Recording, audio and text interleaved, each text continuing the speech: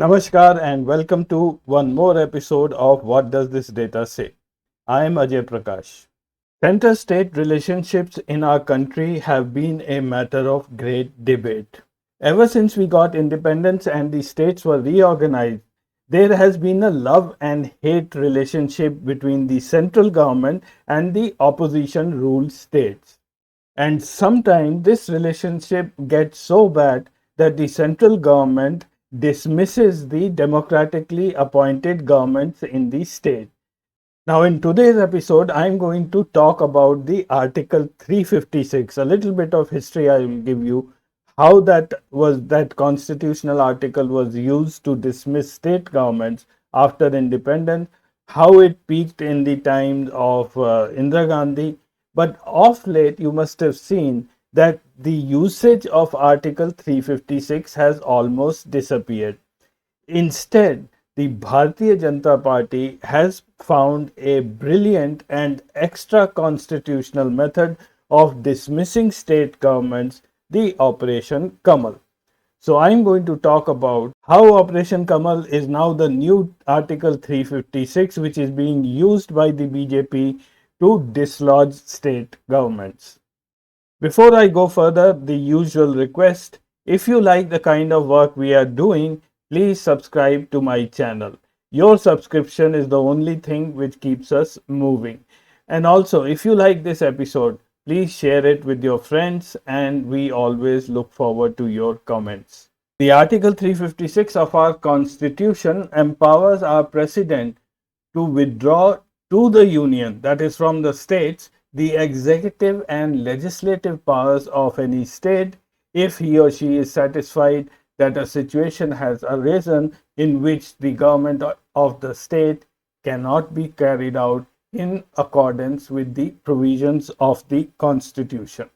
I'm sure when this article was written by Dr. Bhimrao Ambedkar and his team, they had in mind was the security and integrity of the country. And I don't think they've ever imagined that this article would later become a political tool in the hands of the central government. Article 356 has been used both for political as well as administrative reasons. But more often than not, it has been used by the central government for political aspirations and sometimes political vendetta. After independence, President's rule, that is Article 356, has been used a total of 132 times. It has been used a maximum of 10 times in Manipur, followed by Uttar Pradesh 9 times, and then Bihar, J&K state, and Punjab 8 times each. These are the top three, and the least usage has been in Delhi, Jammu Kashmir when it has become a union territory, and then the state of Andhra Pradesh before the states were reorganized. If you observe the year-wise imposition of president's rule in the states, you will notice that till 1966 it was sparingly used. Thereafter, you start seeing these peaks. The maximum peak is in 1977, that is the period when the emergency was imposed, and after that again in 1980, then again a few peaks in 1990, post 1990, when Narasimha Rao government was in place. And again, after the mid 90s, you would again see a drop of usage of Article 356. I will tell you the reason why Article 356 has not been used post 1995. It's not that our governments became suddenly very holy, it was some other issue. I'll cover it in the next few minutes. Srimati Indira Gandhi has the dubious distinction of using Article 356 the maximum number of times, that is 50 times. Followed by that was Morarji Desai 18 times, then Narasimha Rao and Manmohan Singh each 12 times, Narendra Modi 10 times, Jawaharlal Nehru 8 times, Rajiv Gandhi 6 times, and Atal Bihari Vajpayee 5 times. But then this may not be a fair way to look at the usage of Article 356 by our Prime Minister. because Indira Gandhi was our prime minister for 11 years, whereas Morarji Desai was there only for 2 years. So it's better to look at the frequency of usage, which will be a rather better way of understanding which prime minister was prone to use the Article 356 more often. So here is the graph showing the frequency of imposition of president's rule prime minister wise. Now just understand, when if this blue bar is short, it means the prime minister has used it more often. And if it is long, that means that it has been used far less frequently. So Morarji Desai had used it once every 40 days, followed by Mr. Chandrasekhar, who was there for a very short period, but he used it once every 72 days. Indira Gandhi, on the other hand, now falls to the fourth position, once in every 108 days. Then Narasimha Rao once in 151 days, Manmohan Singh once every 298 days, Narendra Modi once every 324 days, and Atal Bihari Vajpayee 432 days. Lal Bahadur Shastri and Jawaharlal Nehru had used the imposition once every 2 years. Now, this graph doesn't only tell you the frequency of imposition of president's rule, it tells you much more than that. This graph also tells you the character of the prime minister during the times that they were the prime minister of our country. Have a look once again. The top five prime ministers who used it most often are Morarji Desai, Chandrasekhar, Chaudhary Charan Singh, Indira Gandhi, and Vishwanath Pratap Singh. Now, what was the period at that time? It was emergency, Indira Gandhi, post emergency, Morarji Desai, and then we have people like Chandrasekhar, Vishwanath Pratap Singh, P.V. Narasimha Rao. Now, this was the period which was post Rajiv Gandhi and leading up to Narasimha Rao becoming the prime minister. Those were again the turbulent times when the Janata Dal government was in power and we had almost as a country become bankrupt. On the least usage side, we have Jawaharlal Nehru and Lal Bahadur Shastri, but then one can say at that time all the states were ruled by the Congress more or less. And at third place from the bottom is Atal Bihari Vajpayee. Now, that's where you can see a statesman in Atal Bihari Vajpayee. He had all the occasions to use Article 356, but he had then learned to live with the opposition, work with the opposition, and respect the opposition. But then it was the period after 1994 when the Article 356 usage had been controlled by the Supreme Court.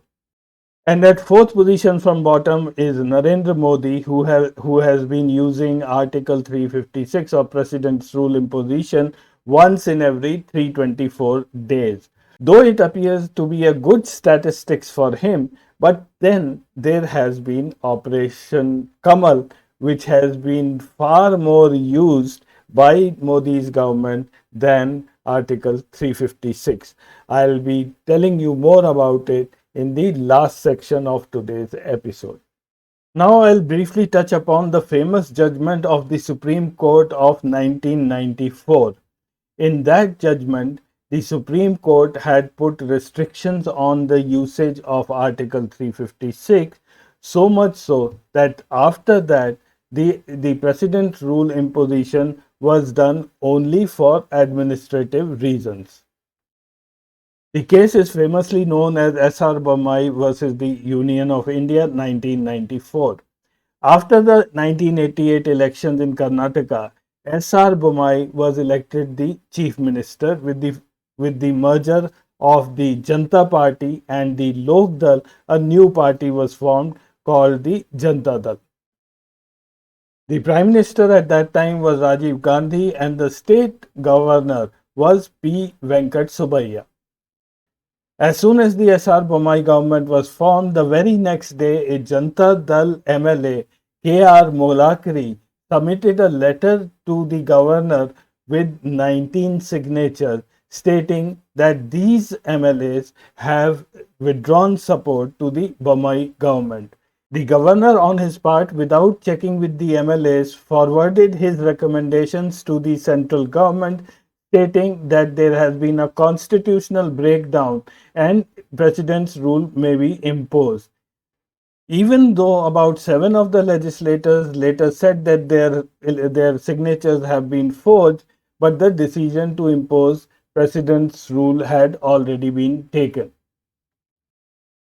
And then, for various reasons, governments in Nagaland and Manipur were also dismissed in a similar fashion. And then there was the post Babri Masjid demolition period, where the state governments of Madhya Pradesh, Rajasthan, and Himachal were also dismissed. Now, there were petitions against all these state government dismissals. So, Supreme Court on its part made a constitutional bench, the judgment of which came in 1994, and this case was known as SR Bommai versus the state union government. I'll just read out a few points from that judgment which will make you understand that from then onward how difficult it becomes for the central government to impose president's rule in a state. Now, first thing the court did is it gave itself the power to revive the suspended or dissolved state government if the grounds for imposition is found to be invalid or unconstitutional. Secondly, the judgment said that serious allegations of corruption alone against the state ministry and financial instability are no longer grounds for imposition of Article 356. Next, the action by the state government that leads to the security of secularism cannot be ground for use of this article, which means that if there is a religious riot, you cannot go and dismiss the state government. It cannot be used for settling any intra-party issues. And the last two very important points are if the ministry of the state resigns or is dismissed or loses majority, then the governor cannot advise the president to impose this article until enough steps are taken by the governor for the formation of an alternative government. And lastly, the power under Article 356 is to be used only in case of exigencies. It is an exceptional power. One can always rely on our politicians to be smart enough to come up with ingenious solutions to beat any law of this country. One may think that the term Operation Kamal has been devised recently, but actually this term was coined by someone from the BJP itself in 2008 Karnataka Assembly elections. Former Karnataka Minister G. Janardhan Reddy was said to have devised this new strategy to push the party past the majority mark by engineering mass defections from the opposition and securing support from independents. Janardhan Reddy is one of the brothers of the famous mining scam case, who had undergone a trial and then had served various sentences. I think currently he is out on bail. I'm now going to show you the data regarding Operation Kamal and how many times it has been used within this country. This data I have taken from Wikipedia, and I want to show you the disclaimer which Wikipedia has put on its page. It says the political neutrality of this article is disputed. The article may contain biased or partisan political opinions. So with this disclaimer, I am showing you the data. Operation Kamal has been used by the Bharatiya Janata Party a total of 19 times starting from 2008 onward.